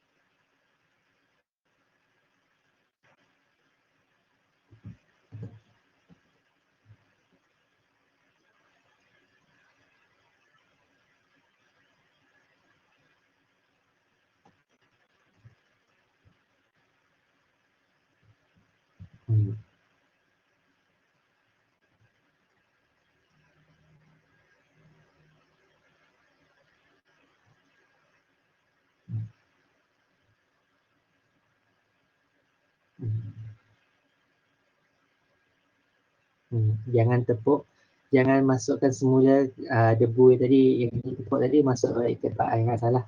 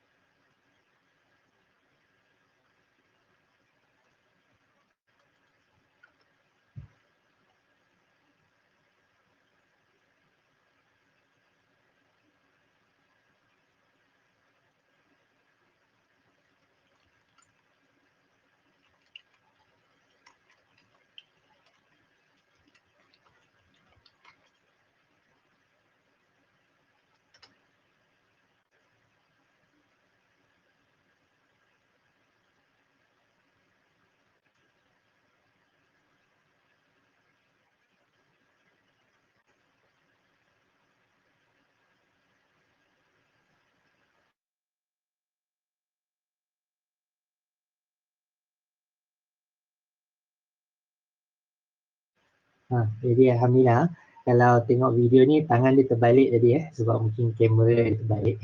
Kamera dia left and right. Jadi dia buat kiri dulu seolah-olah dia buat kiri tu. Tapi kalau ikut poket baju Melayu selalunya sebelah kiri. Allah Alam. Tapi yang tadi disunatkan kita buat sebelah kanan dulu baru sebelah kiri. Alright. Jadi ni tayamum simple nampak contoh tapi tak bermaksud lepas dah macam ni tak dibersihkan bersihkan lah dah ada dua macam melekat kat benda ni bersihkan sebelum kita sembahyang. Jadi kita pisah semua debu-debu baru kita mulakan sembahyang tadi. Faham Jadi setakat tu sahaja untuk yang kita ada ini. Rasanya kita boleh buka soalan lah. Ada yang nak berkongsi ke, ada yang nak penjelasan semula ke. Kalau ada yang nak penjelasan semula, insyaAllah kalau Tuan Syah akan cuba jawab lah. Kalau tak dapat, kita cuba dengan Ustaz Syahrul untuk kita dapat jawapan sebenar insyaAllah. Kalau tak dapat juga dengan Ustaz Syahrul, ada lagi orang-orang kita beragama insyaAllah kita boleh bertanyakan. Okay, jadi alhamdulillah. bersama kita masih lagi bersama dengan kita apa ni? Sampai hujung kelas 1 jam setengah. Tahniah buat semua. Okey, kita tahu kita payah gitu ni. Jadi sama-sama bekerja, sama-sama sarapan pagi, tak kisahlah tak kisah pun macam saudara Adi sama-sama bekerja, dia buat renovation dan sebagainya. Okey, jadi masih dapat ikut kelas kita insya-Allah. Jadi alhamdulillah bersyukur Allah SWT kita dapat bersama-sama lagi hari Sabtu ni. Okey. Jadi sekarang ni dah masuk Rabiul Akhir, lagi 4 bulan insya-Allah, 4 ke 5 bulan, 4 ke 5 bulan kita akan sampai ke bulan Ramadan di sini. Jadi kerana Allah penting bagi kita untuk menambah ilmu, dengan tambah ilmu kita kenal Allah SWT di sebalik setiap yang Allah perintahkan kepada kita, setiap kemudahan yang Allah bagi kita yang tadi sebenarnya nak melatih diri kita. Sesungguhnya ahli-ahli syurga dia punya akhlak dah baik, bagus sebab dia orang jadi ahli syurga. Satu, latihannya adalah di bumi ni. Di bumi ni kita melatih diri kita untuk tak bercakap buruk tentang orang kan, memfitnah orang atau mengumpat dan sebagainya. Jadi pentingnya kita sekarang ni melatih diri kita kat dunia ni, yang sekejap ni kita latih diri kita untuk dekat diri dengan Allah Subhanahu Wa Taala insya-Allah. Jadi macam yang dikongsikan oleh Ustaz Zuhairi minggu lepas dalam yang mualaf, kita tengok dalam Islam sebenarnya kunci kepada syurga, kunci kepada adalah syahadah tu tadi. Walaupun orang tu tadi ada seorang sahabat seorang Nabi tak sempat bersemayang, tak sempat sembahyang pun dalam hidup dia. Lepas dia syahadah, dia terus pergi perang dan mati dalam perang. Maka Allah telah janjikan syurga bagi dia. Jadi sebenarnya nak masuk syurga ni Allah Subhanahu Wa Taala. Kita hari ni bila mana ni tadi kita nak cari redha Allah, kita kena ni dalam latihan kita datang majlis ilmu walaupun tadi belum sembahyang, tadi memang belum pandai sembahyang, tiba-tiba kelas pertama belajar tayamum kan, jen hari ni kelas tayamum. Jadi apapun kita ini tadi kita belajar, kita hayati, mungkin bila dengan belajar ni kita belajar satu kelas, tergerak kita untuk tambah amal-amal kita, untuk jaga hubungan kita dengan Allah dengan sembahyang tadi. Belajar untuk bangun subuh, gerak isteri kita, gerak anak-anak kita. Ni sepatutnya cara hidup Islam. Bila mana kita kadang-kadang persoalkan kenapa keluarga kita ni tak bahagia. Ni kita akan bincangkan dalam iChat keluarga sakinah, keluarga yang tenteram, keluarga yang kan. Macam mana kita nak mencapai? Islam dah ajar sebenarnya kita kena didik keluarga kita dengan agama, untuk amalkan Islam dalam cara hidup kita, untuk jadikan Allah sebagai paksi kita kan. Kenapa kita berbaik dengan mak bapak? Sebab Allah perintahkan baik dengan mak bapak kan. Jadi bila anak-anak ada kefahaman yang macam ni, maka kita tak payah pun paksa anak kita untuk hormat kita sebenarnya, walaupun kita tadi sebab sempurna. InsyaAllah. Jadi setakat itu saja, dah 11.30. Jadi mohon maaf kerana ambil masa yang lebih. Jadi setakat itu saja. Kalau ada soalan, ke? Okay, kita mungkin bagi satu soalan kalau ada. Okay, Diana apa khabar? Zahra apa khabar? Kak Fika, okay, semoga dipermudahkan tadi jaga orang sakit Okay, Mbak Alisha, Kak Sylvia, Kak Siti Hajar. Siti Hajar siapa? Tak kenal Siti Hajar, ibu kepada Nabi Ismail, isteri kepada Nabi Ibrahim. Peristiwa di Mekah yang orang pergi haji tadi lari-lari anak mencari air. Subhanallah. Jadi kalau siapa yang tak kenal lagi peristiwa, banyak lagi nak dibelajar dalam Islam, dari segi sirah, dari segi ibadah, dari segi kenal Allah. Tapi apapun, Allah bukan nak tengok pandai kita dalam agama, tapi dia nak tengok usaha kita, amalan kita, waktu ni, saat ni, apa yang kita lakukan. Saudara Andrew, subhanallah, teruskan istiqamah ikut Ustaz Amin. Ada dengar memang sana sini ikut Ustaz Amin. Subhanallah. Okay, moga dipermudahkan untuk ni Jadi teruskan apapun, tak kira belajar dengan Hidayah Center ke, belajar dengan ustaz-ustaz yang ramai kat negeri ni, ustaz-ustazah, kalau ada ilmu lain dipersilakan. Jadi kita kat Hidayah Center, kita nak perbanyakkan majlis ilmu macam ni. InsyaAllah ada lagi nanti Stone Jeffrey, mungkin Bosha tak pasti siapa yang ikut dijawab, mungkin Kak Fikah juga ada join. Okay. Kita akan adakan kelas bersemuka untuk siapa yang dapat hadir lah ke pejabat Hidayah Center guna Hidayatus Syibyan tadi, kitab, ada kitab yang dikarang sama konsepnya dengan ni, yang kita kelas online kita guna modul in center. Jadi kita punya sumber modul ni ada modul yang kita reka macam kat sekolah, kita reka yang untuk bagi pemahaman awal. Tapi sebaiknya nak belajar tentang Islam, kita kena berguru berdasarkan kitab-kitab yang telah dulu-dululah yang paling ini tadi kan, dulu-dulu ini kita rujuk pada kitab-kitab ni tadi. Jadi itu baiknya sebenarnya. Hidayah Tibyan salah satu kitab yang pernah dikarang orang imam terdahulu, walaupun dia hidup zaman bukan zaman teknologi, tapi bila kita sebut falsafah, bila kita sebut tentang faith tadi kan, inilah orang-orang yang jadi rujukan dulu. Kehebatan orang dulu-dulu, ingatan sangat hebat. Kita hari ini terlalu bergantung dengan teknologi untuk ingat kan. Jadi hari ini bergantung dengan buku chat yang telah di-share. Sedangkan orang terdahulu Al-Quran dalam mindanya, hadis-hadis pun dalam ingatannya. Subhanallah, hebatlah. Jadi hari ini yang belajar di pondok, yang belajar di ini tadi, dia mengikut cara belajar orang dulu-dulu. Sebab Islam ni dipelihara dengan riwayat tadi, penyampaian riwayat daripada Nabi Muhammad ajarkan kepada sahabat ajarkan kepada golongan tabi'in ajar kepada golongan tabi'in. Jadi golongan-golongan generasi terdahulu. Maka kita ada periwayatan daripada sampai 4 imam yang utama tadi. 4 imam utama, ada yang tabi'in, 2 imam yang pertama tabi'in, 2 imam yang kedua tabi'in. Imam Syafi'i kita antara tabi'in, orang yang pernah berjumpa sahabat. Kalau sahabat, orang yang pernah jumpa Nabi, tapi orang yang pernah berjumpa sahabat, tabi'in, orang yang pernah berjumpa dengan orang yang berjumpa dengan sahabat. Jadi ini 4 generasi selepas Nabi Muhammad, yang mana bersama Nabi Muhammad, Nabi tunjukkan akhlaknya, tapi direkodkan oleh orang-orang sahabat-sahabatnya tadi. Jadi usaha untuk menulis, untuk mengkitabkan tadi dalam 4 generasi ni tadi, tabi'in. Jadi sahabat sendiri yang dengar sendiri daripada Nabi sebut dan tengok sendiri Nabi buat. Tabi'in tadi Imam Malik contohnya, Imam Malik dan Imam Ahmad. Ini dua imam yang pernah berjumpa dengan sahabat-sahabat Nabi. Imam Syafi'i belajar dengan Imam Malik, maka Imam Syafi'i tadi adalah tabi'in. Dan bukan nak maksudnya tadi kita kena belajar dengan imam terdahulu. 4 imam ni dia ada periwayatan. Sebenarnya banyak lagi periwayatan. Cuma 4 mazhab ni sampai kepada Nabi. Dia punya hierarki.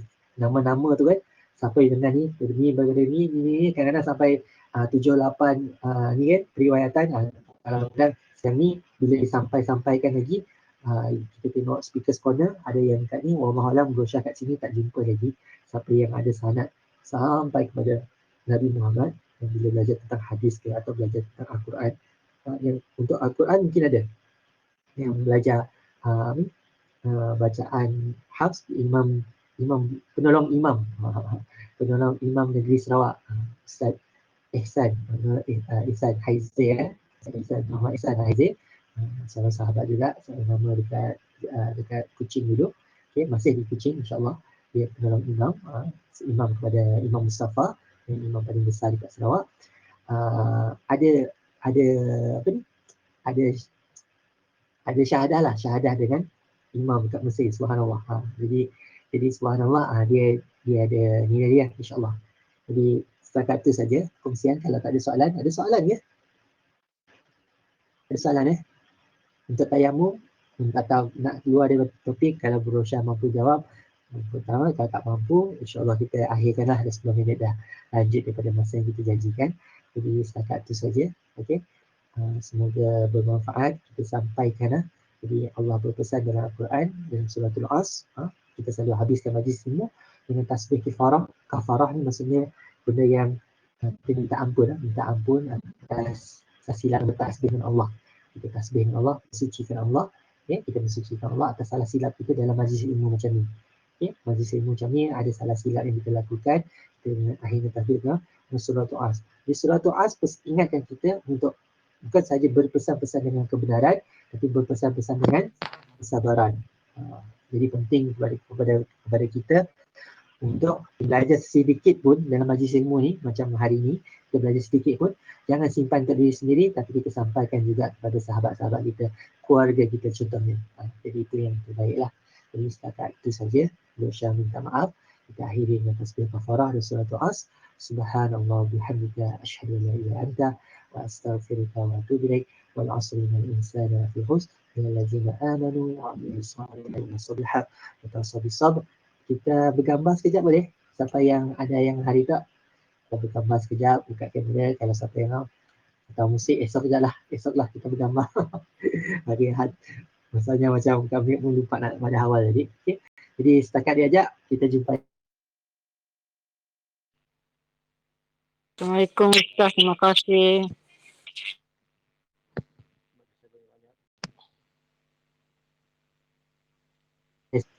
Tahniah semua yang hadir, anda hebat. Untuk link kehadiran, telah kami share dalam grup. Lupa masa kehadiran.